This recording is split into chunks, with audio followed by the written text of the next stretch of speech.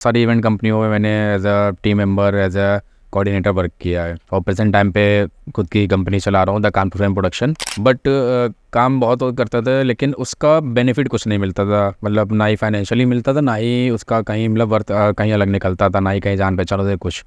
Family support था? Family support बिल्कुल नहीं था। घर वालों से छुप छुप के जाना पड़ता था रात, और लेट नाइट आते थे तो जो कई बार डांट पड़ी, मार भी खानी पड़ी पापा से। क्योंकि घर वालों को क्या होता है, उनको एक फिक्स जॉब ज़्यादा पसंद होती है कि फिक्स जॉब कर रहे हो, फिक्स सैलरी आ रही है आपके पास, वो ज़्यादा बेटर। लेकिन इवेंट वगैरह का कोई इतना उनको मतलब इंटरेस्ट नहीं था। उस समय अपने पास वर्क आया था मुंबई में, सीरियल्स को शूट होते थे, अशोका शूट होता था, राधा कृष्ण शूट होता था। तो उसके जूनियर के कास्टिंग के लिए अपने पास वर्क आया, जूनियर आर्टिस्ट का। फेम होने लगा, नाम होने लगा, फिर इनकम आने लगी, तो साथ के जो थे फिर उन लोगों ने थोड़ा सा अपना माइंड चेंज कर लिया। पैसे आ रहे बट मुझे नॉलेज ही नहीं हो रही, मुझे पता ही नहीं चल रहा कि पैसे आ रहे हैं तो जा रहे कहाँ। उनका जवाब सुन करके थोड़ा सा वहाँ पे बहुत ज़्यादा मैं फील हुआ मुझको कि मैं इनके पास आया ही क्यों। तो उन्होंने मुझसे बोला, मैंने जब उनसे बोला कि हमारा शो है, आप उसमें एज ए स्पॉन्सर प्लस आपको उसमें चीफ गेस्ट भी रखना चाह रहे हैं, तो उन्होंने साहब बोला कि हम न्यू कमर्स को सपोर्ट नहीं करते हैं। अच्छा, तो ये guys welcome back to my channel. आज की वीडियो में आप लोग का बहुत ज़्यादा वेलकम है, और आज की जो वीडियो काफ़ी ज़्यादा बढ़िया होने वाली है, क्योंकि आज हम लोग आपको एक ऐसे गेस्ट से इंट्रोड्यूस कराने जा रहे हैं जो कि काफ़ी अच्छा इवेंट्स को ऑर्गेनाइज कराते हैं। काफ़ी सारे चैलेंजेस उनको फेस करने पड़ते हैं। क्या क्या चैलेंजेस होते हैं, क्या क्या परेशानियां आती हैं एक इवेंट को कराने में, वो हम लोग आज डिस्कस करने वाले। काफ़ी और चीज़ें डिस्कस करेंगे। तो हम लोग आज आपको मिलाना चाहते हैं द कानपुर फिल्म प्रोडक्शन अपने आरजे रजत भैया से। भैया कैसे हैं आप? बढ़िया मैं भाई, अपना बताओ भाई। मैं बहुत बढ़िया भैया। तो सबसे पहले आप अपने बारे में बताइए। देखिए, मेरा नाम आरजे रजत है और द कानपुर फिल्म प्रोडक्शन मेरी इवेंट कंपनी है, जिसको मैंने 2020 में ओपन किया था। उससे पहले बहुत सारी इवेंट कंपनियों में मैंने as a team member, as a coordinator work किया है। शुरुआत कैसे हुई आपकी इस शुरुआत हमारी इस लाइन में ऐसे हुई कि 2016 में कॉलेज टाइम था मेरा, तो उस वक्त मतलब मेरी एक फ्रेंड थी अंशिका, उसका किसी इवेंट कंपनी में सिलेक्शन हुआ, तो उसको एक जगह ऑडिशन हो रहे थे, तो वहाँ पे जाना था विज़िट करने के लिए। तो उसको एड्रेस नहीं पता था। उसके पास जब कॉल आई, उसने मुझसे पूछा, भाई ये एड्रेस है इसका, बता दे किधर जाना है। तो मैंने कॉल पे उनसे बात करी, जिनका मतलब इवेंट कंपनी थी। तो उन्होंने मुझको मतलब मेरे से बात कर एड्रेस बताया, तो मैंने उसको समझा ये एड्रेस है तो चली जा। उस बंदे से जब मैंने बात की तो उसको मेरी बातचीत अच्छी लगी, तो उसने मुझसे पूछा कि मेरी इवेंट कंपनी ज्वाइन करोगे। तो मैंने कहा ठीक है। उसमें मुझे पता नहीं था कैसे क्या होता है, इवेंट में करना क्या होता है। तो कॉलेज टाइम था, इंटर के बाद अपना फर्स्ट ईयर था ग्रेजुएशन का, तो मैंने कहा कर लेते हैं क्या कहता। फिर जब गए, उनसे मुलाकात हुई, तो वहाँ पे फिर उसी टाइम से मतलब स्टार्ट हो गया इवेंट में जाना। तो उनका एक सिंगिंग, डांसिंग, मॉडलिंग का इवेंट होना था। अच्छा। तो उसमें एज ए मुझे पोस्ट मिली थी सोशल मीडिया प्रमोटर। तो उस समय डेली आना जाना होता था, उनके जो ऑफिस था वहाँ पे आना जाना होता था इवेंट के लिए। उन्होंने बताया कैसे क्या प्रमोशन करना है, कहाँ कहाँ विजिट करना है, कैसे बच्चों को इंटरेक्ट करके अपने मतलब शो में पार्टिसिपेट करवाना है। तो 2016 में मेरी शुरुआत हुई थी एक इवेंट कंपनी से, एक छोटी सी पोस्ट से, और प्रेजेंट टाइम पे खुद की कंपनी चला रहा हूँ, द कानपुर फिल्म प्रोडक्शन, जिसका अभी डांडे इवेंट है हमारा 28 अक्टूबर को कानपुर लाजपत भवन लॉन में। तो शुरुआत से शुरू करते हैं। तो ये जो कानपुर फ्रेम प्रोडक्शन नाम है वो कैसे आया? कानपुर फ्रेम प्रोडक्शन नाम ऐसे आया, जब मैंने शुरुआत करी थी उस समय तो मैं दूसरों की कंपनी में कोऑर्डिनेटर या अलग अलग पोस्टों में मैंने किया। बट काम बहुत करता था, लेकिन उसका बेनिफिट कुछ नहीं मिलता था। मतलब ना ही फाइनेंशियली मिलता था, ना ही उसका कहीं मतलब वर्थ कहीं अलग निकलता था, ना ही कहीं जान पहचान होती कुछ।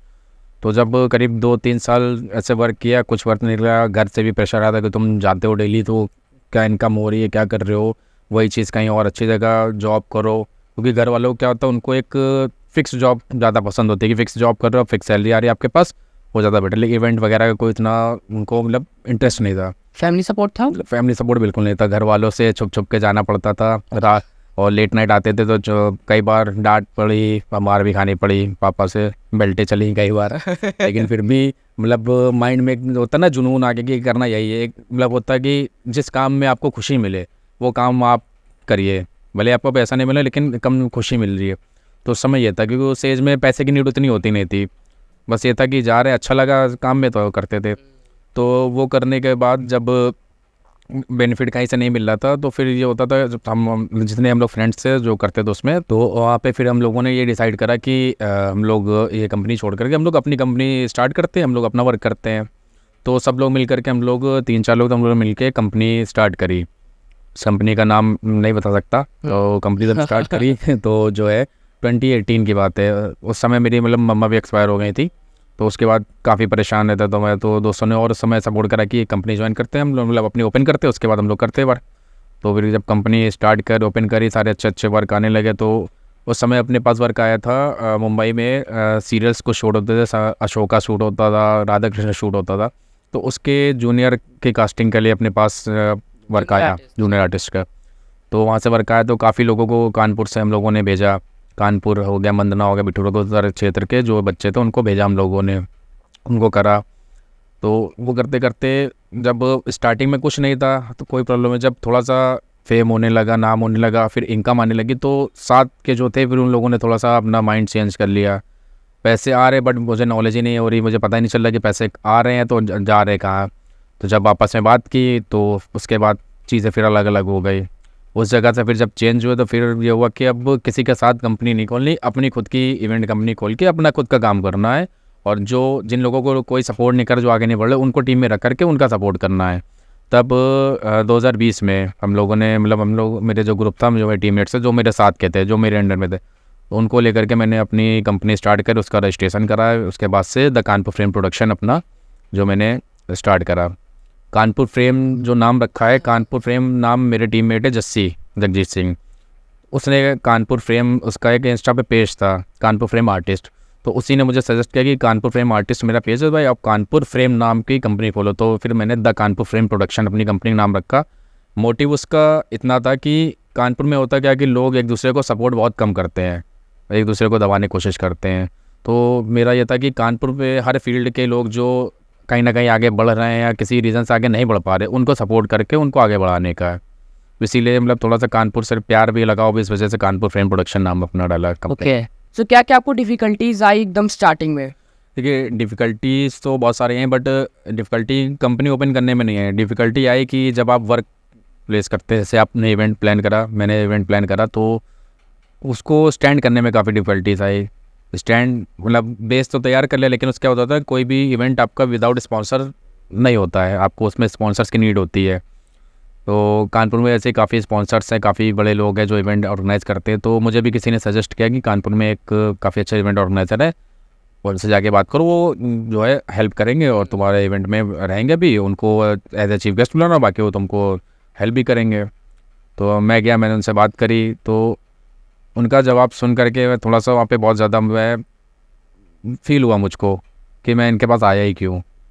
तो उन्होंने मुझसे बोला, मैंने जब उनसे बोला कि हमारा शो है, आप उसमें एज ए स्पॉन्सर प्लस आपको उसमें चीफ गेस्ट भी रखना चाह रहे हैं, तो उन्होंने साहब बोला कि हम न्यू कमर्स को सपोर्ट नहीं करते हैं। अच्छा, जब आप 2-3 इवेंट कर लेंगे उसके बाद आप आइएगा, तब आपको स्पॉन्सर करूँगा मैं। तो वो चीज़ मुझे फील हुई कि जब सबसे ज़्यादा नीड तो न्यू कमर्स को ही होती है कि कोई सपोर्ट करे। भाई जो बंदा नया है फील्ड में, आप उसको सपोर्ट करोगे तभी वो ग्रो करेगा। जो ऑलरेडी मार्केट में अपनी पहचान बना चुका है या एक्सपीरियंस होल्डर है, उसको नीड ही नहीं है उस चीज़ की। जब न्यू कमर को आप इसमें सपोर्ट करो तभी तो वो आगे बढ़ेगा।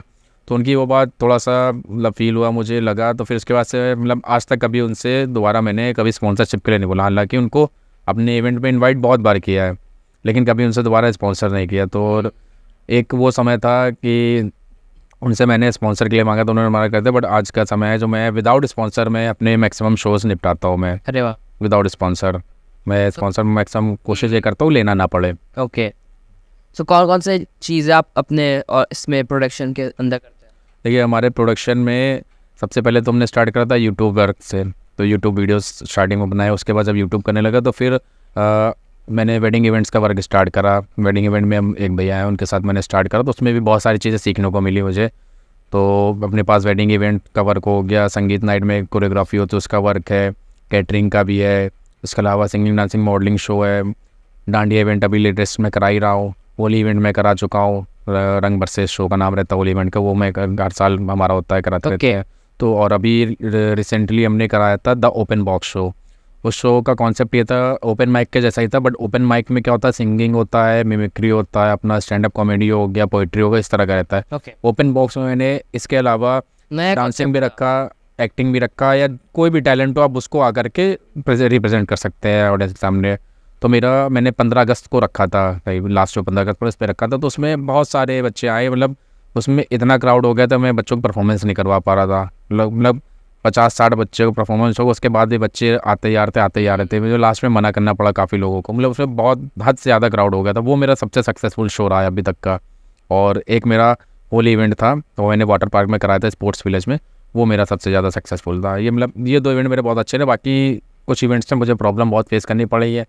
उसमें बहुत से लोग ऐसे होते हैं जो आपके इवेंट में मतलब कठिनाइयाँ पैदा करते हैं कि ये इवेंट इनका सक्सेस ना हो पाए, आगे ना बढ़ पाए। लेकिन इन सब चीज़ों को इग्नोर करते हुए आगे बढ़ने की कोशिश हमेशा अपनी जारी रहती है। ऐसे ही अपना चल रहा है। बिल्कुल।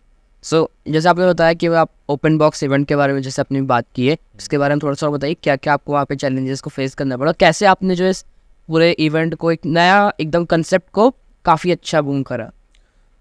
ओपन बॉक्स कराने से पहले मतलब हम लोग का ओपन बॉक्स का कोई मतलब मोटिव नहीं था। हम लोग ओपन माइक ही करा रहे थे।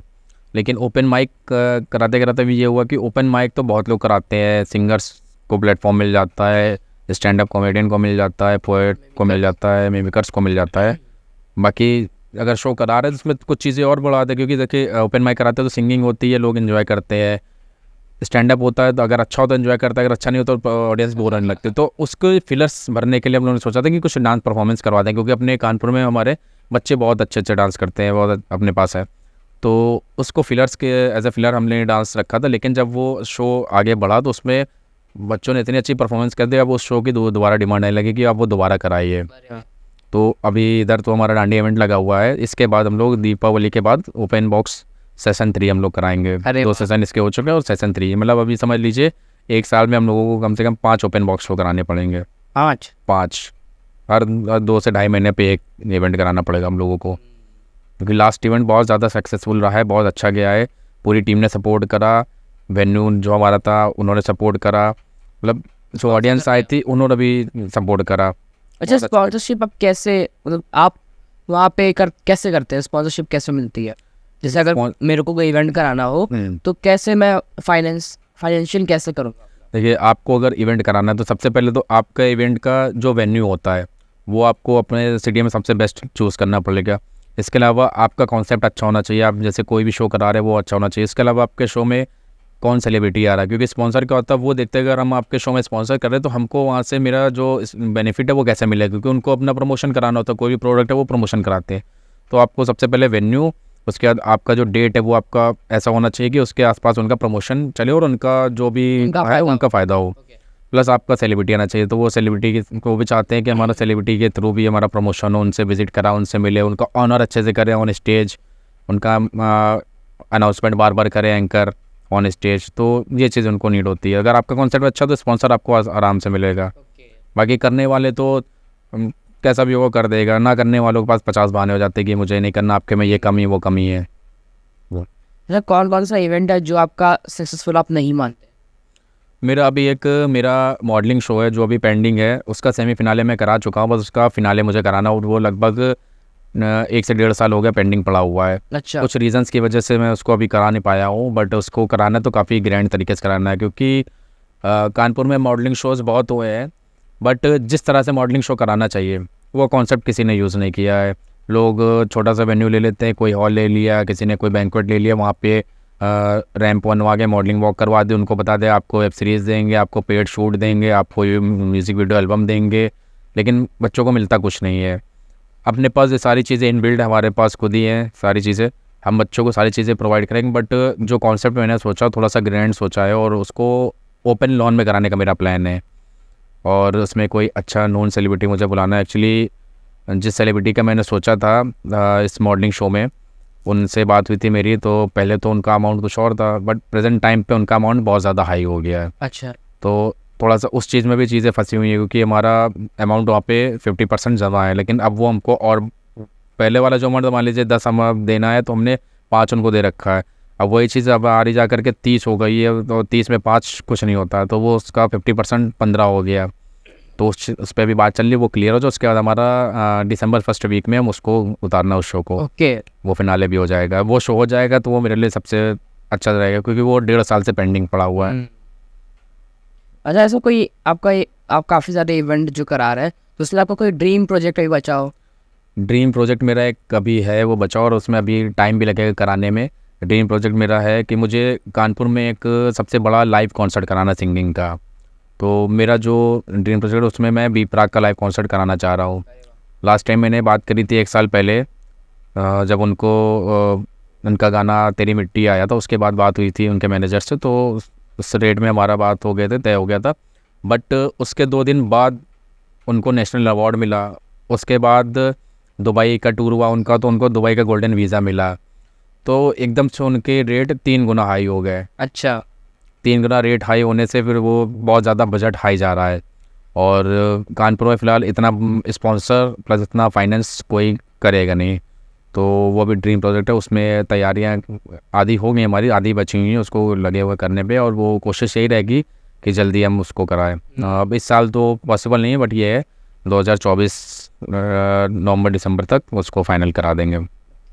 सो काफ़ी अच्छा आप सारे इवेंट्स वगैरह ऑर्गेनाइज करा रहे हैं, तो पेरेंट्स का क्या रिएक्शन रहता है इस पे?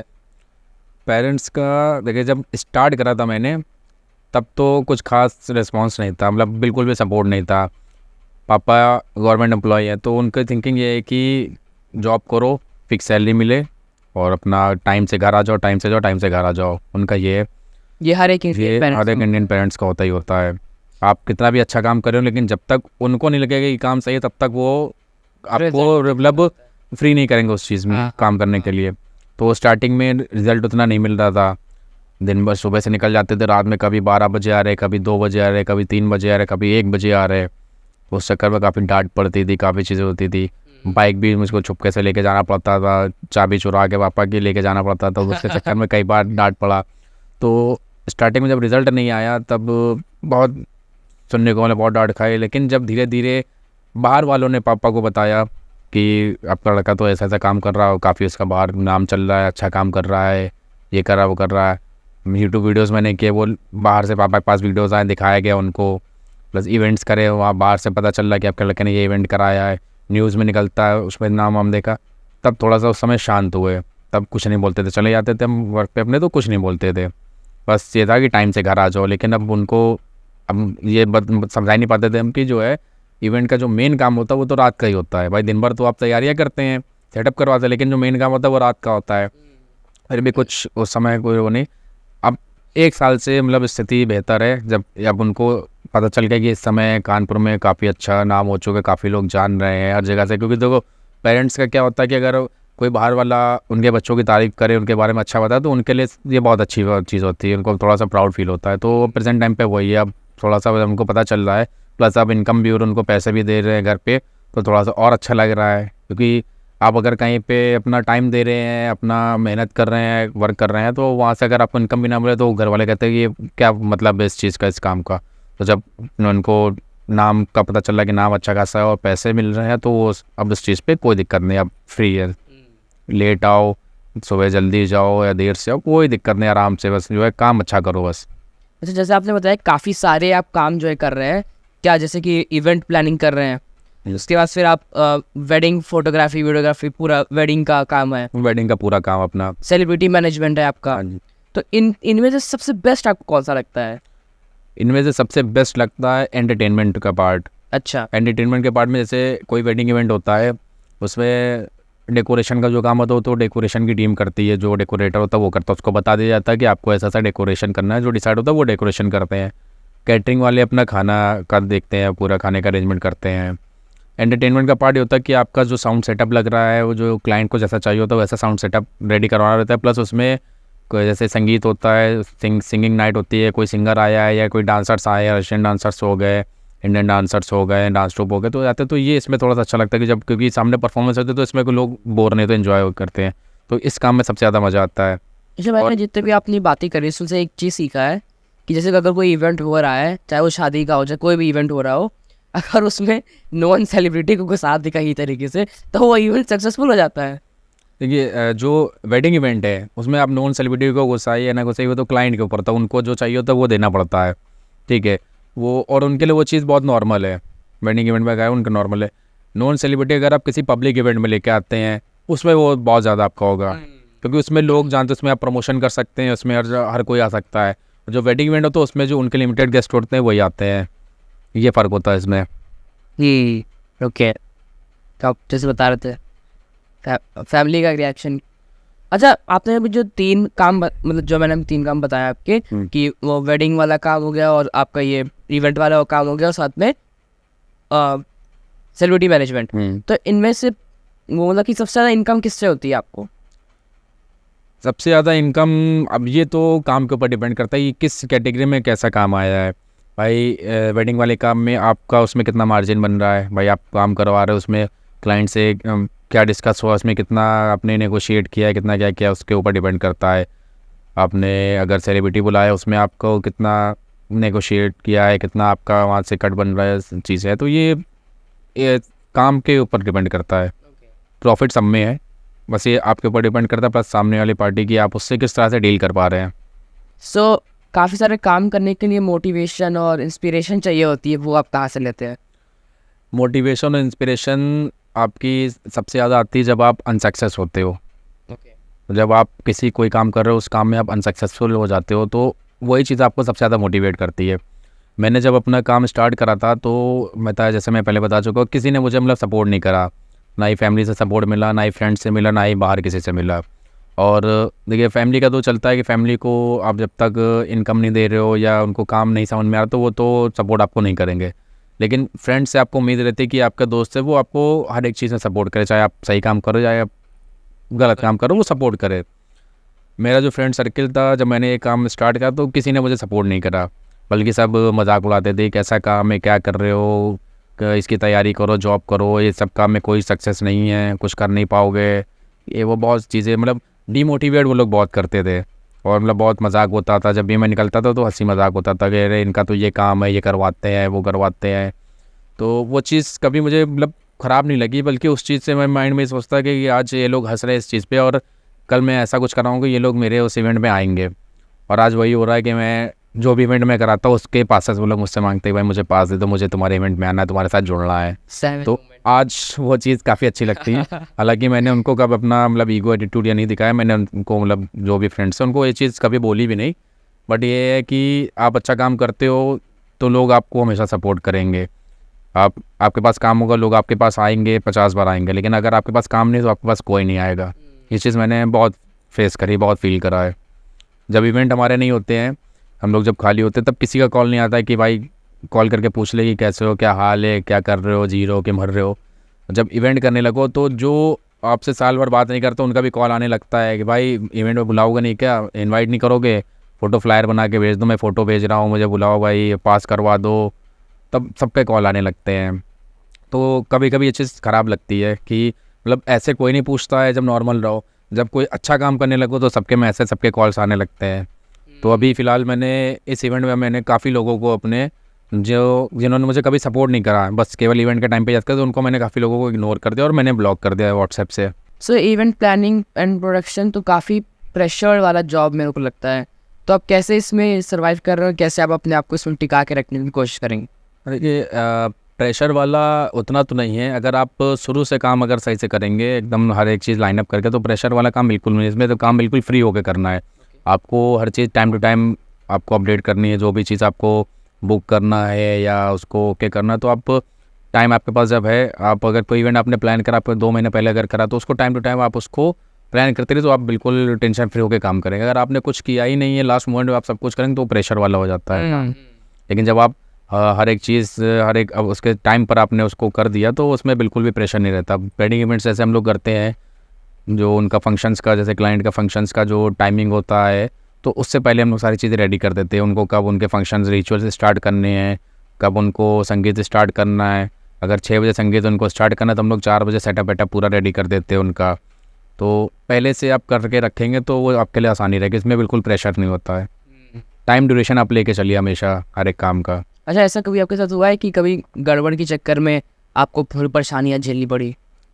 1-2 बार हो जाता है, ये मान लीजिए 10 में से 2 बार तो हो ही जाता है कि मतलब किसी न किसी के वजह से, किसी बंदे की वजह से या किसी डिपार्टमेंट की वजह से थोड़ा सा हो जाता है। तो काफ़ी चीज़ें तो उसको भी बहुत देखना पड़ता है। ऐसी कोई स्टोरी बताइए जब गया तो ये। ऐसी स्टोरी, एक हमारा इवेंट हुआ था वेडिंग इवेंट, तो उसमें थोड़ा से इफेक्ट्स होते हैं, कुछ एंट्री थीम होती है, उसमें कोल्ड पायरोस लगते हैं जो इलेक्ट्रिक अनार होते हैं वाले ना, तो बगल बगल पटाखे वाले। तो अनार जलता है, जी, वो वही अनार।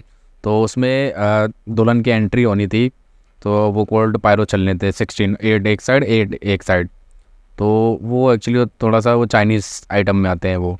तो एक बार इवेंट था 3-4 साल पहले का, तो राइड एंट्री हो रही थी, पायरो चल रहे थे। तो उन पायरोज़ में से एक पायरो वहाँ पे ब्लास्ट कर गया थोड़ा सा। अच्छा। और वो ब्लास्ट करा तो वो उसकी चिंगारी होती है वो जो ब्राइड थी उसके आँख के पास आके लग गई।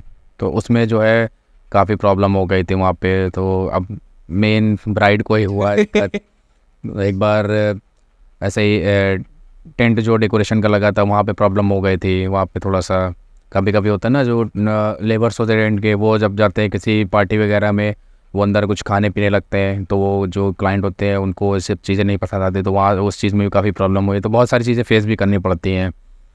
वो इस तरह के काफ़ी चीज़ें हुई हैं उस तरह की। तो क्या क्लाइंट्स आपको कभी गड़बड़ मिले हैं? क्लाइंट मोस्टली जो है क्लाइंट गड़बड़ मिलते रहते हैं अधिकतर। अच्छा। लेकिन उसमें से काफ़ी कुछ होते हैं जो थोड़ा सा इस चीज़ को समझते भी हैं। लेकिन क्लाइंट का काम क्या, अगर वो आपका पैसा दे रहे हैं तो अगर उन्होंने आपको 1000 रुपये दिए तो 1000 रुपये की जगह आपसे वो 1500 रुपये का काम कराएंगे वो। और उनको हर एक चीज़ टाइम पर एकदम परफेक्ट चाहिए होती है। तो उस चीज़ में काफ़ी बार हुआ है उनसे, मतलब बहस भी हो जाती है। लेकिन हमें क्या, हमें काम करके देना है, तो उस चीज़ को भी बहुत इग्नोर करके काम करना पड़ता है वहाँ पे, क्योंकि वो अपना पैसा वेस्ट नहीं करना चाहते। उनको जो है एक एक पैसा वसूल करना है अपना।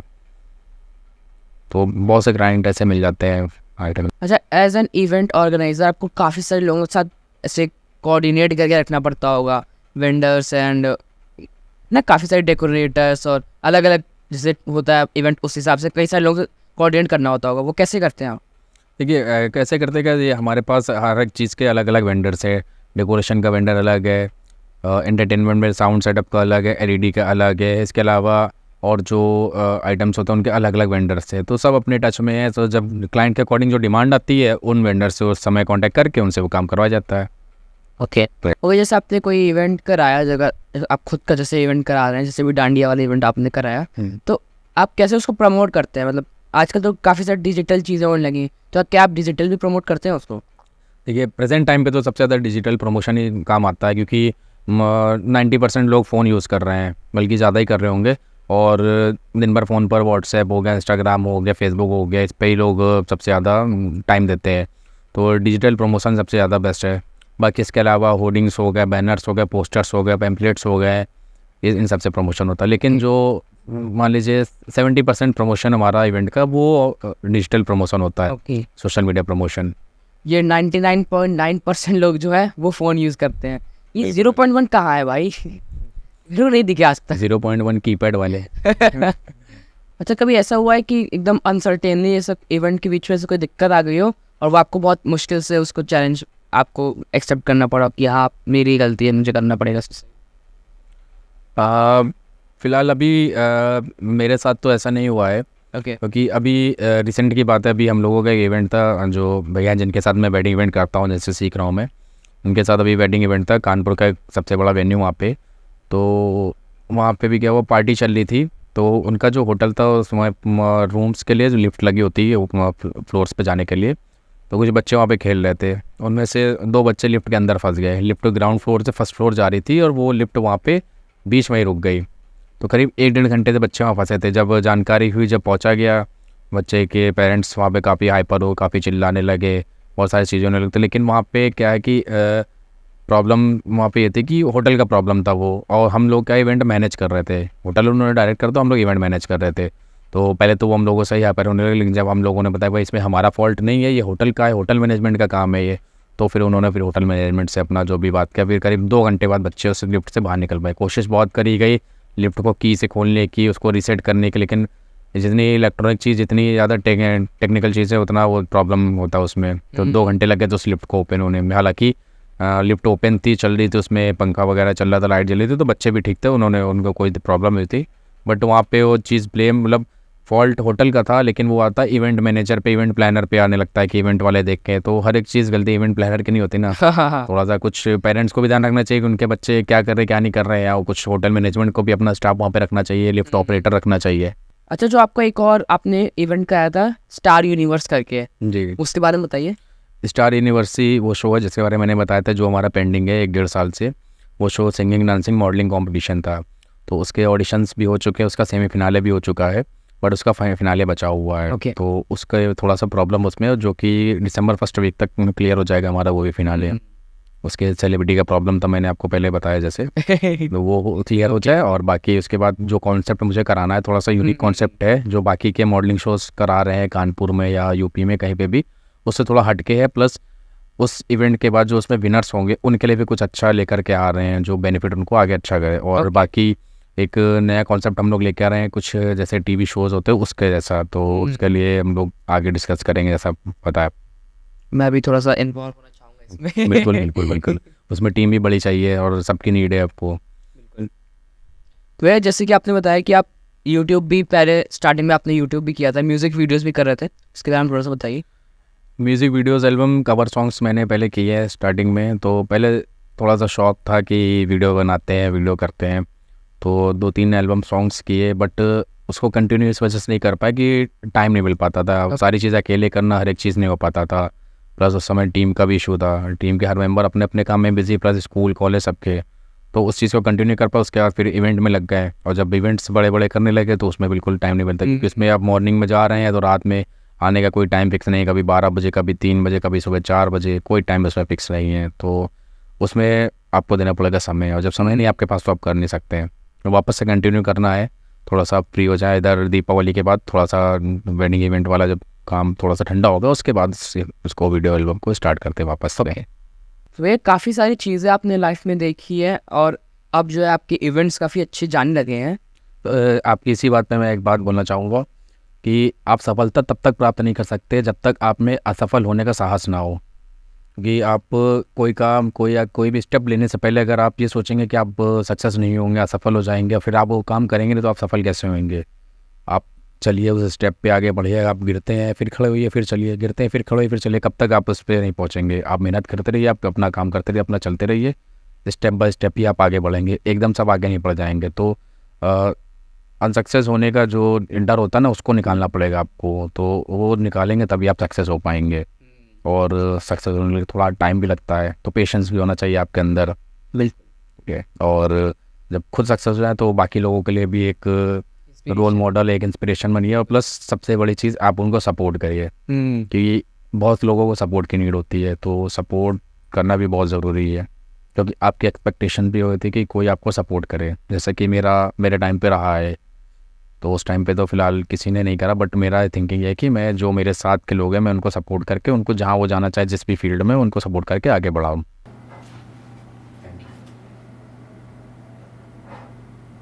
आपने मुझे यहाँ बुला करके ऑनर किया, आपने मुझसे जो भी, मतलब मेरा इंटरव्यू लिया, जो भी मुझसे पूछा, बहुत अच्छा लगा मुझे। और यहाँ का एटमॉस्फेयर भी काफ़ी अच्छा लगा, जो आप ये काम कर रहे हैं काफ़ी अच्छा है इसमें। और मेरी तरफ से यही है कि पूरी तरह से सपोर्ट है कि आप आगे बढ़े, जो भी आप करना चाहें, मेरी तरफ से फुल सपोर्ट रहेगा, जो भी करना चाहें आप। थैंक यू भैया। प्लीज़ सब्सक्राइब करिए और इनके इंस्टा पेज को फॉलो करिए, और जितने भी वीडियोस उस पर सब पे लाइक करिए, कमेंट करिए, और सपोर्ट करिए भाई को।